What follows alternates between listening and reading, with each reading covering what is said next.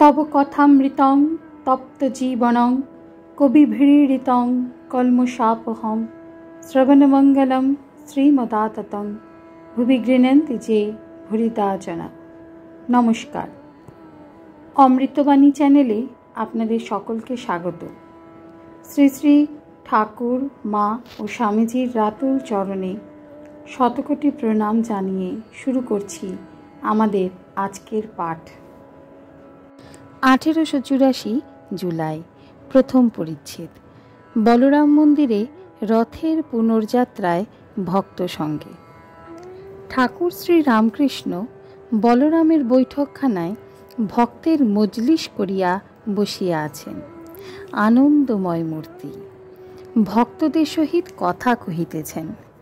आज पुनर्यात्रा बृहस्पतिवार आषाढ़ शुक्ला दशमी 3रा जुलाई 1884।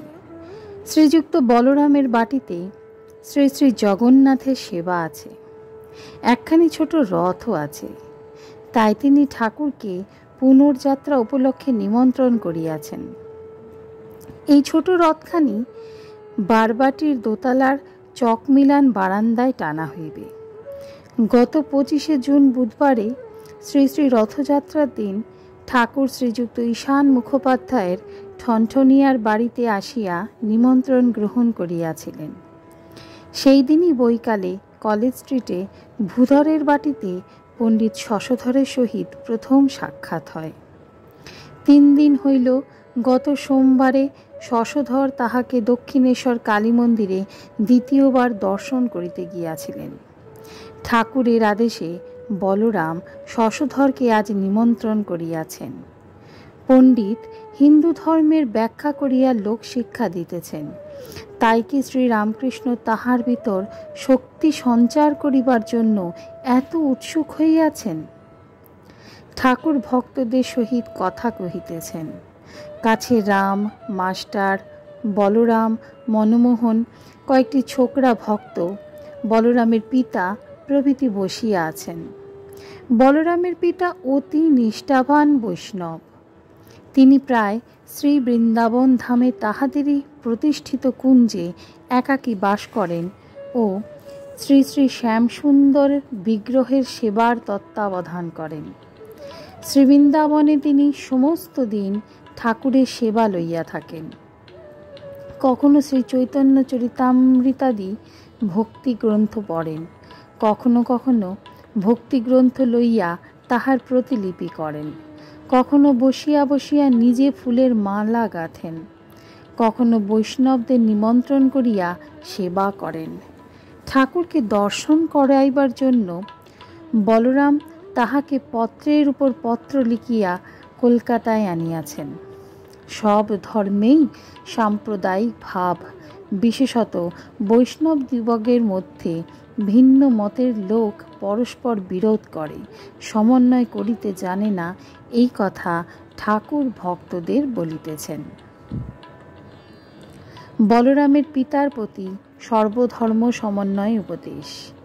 ভক্তমাল, শ্রী ভাগবত, পূর্বকথা, মথুরের কাছে বৈষ্ণব চরণের গোড়ামি ও শাক্তদের নিন্দা। শ্রীরামকৃষ্ণ বলরামের পিতা প্রভৃতি ভক্তদের প্রতি। বৈষ্ণবদের একটি গ্রন্থ ভক্তমাল, বেশ বই। ভক্তদের সব কথা আছে, তবে একঘেয়ে। এক জায়গায় ভগবতীকে বিষ্ণু মন্ত্র লইয়ে তবে ছেড়েছে। আমি বৈষ্ণব চরণের অনেক সুখ্যাত করে সেজবাবুর কাছে আনালুম।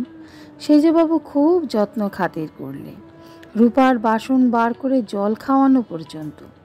তারপর সেজবাবুর সামনে বলে কি, আমাদের কেশব মন্ত্র না আনলে কিছুই হবে না। সেজবাবু শাক্ত, ভগবতীর উপাসক। মুখ রাঙা হয়ে উঠল। আমি আবার বৈষ্ণব চরণের গা টিপি। শ্রীমদ্ ভাগবত, তাতেও নাকি ওই রকম কথা আছে। কেশব মন্ত্র না নিয়ে ভবসাগর পার হওয়াও যা, আর কুকুরের ল্যাজ ধরে মহাসমুদ্রে পার হওয়াও তা। সব মতের লোকেরা আপনার মতটাই বড় করে গেছে। শাক্তরাও বৈষ্ণবদের খাটো করবার চেষ্টা করে। শ্রীকৃষ্ণ ভবনদীর কাণ্ডারী, পার করে দেন। শাক্তরা বলে, তা তো বটেই, মা রাজরাজেশ্বরী, তিনি কি আপনি এসে পার করবেন? ওই কৃষ্ণকেই রেখে দিয়েছেন পার করবার জন্য। সকলের হাস্য। আজকের পাঠ এই পর্যন্তই। নমস্কার। কথামৃতে সুধাধারার সাথে শ্রী শ্রী ঠাকুর, মা ও স্বামীজির অনুধ্যানের জন্য চ্যানেলটি সাবস্ক্রাইব করুন।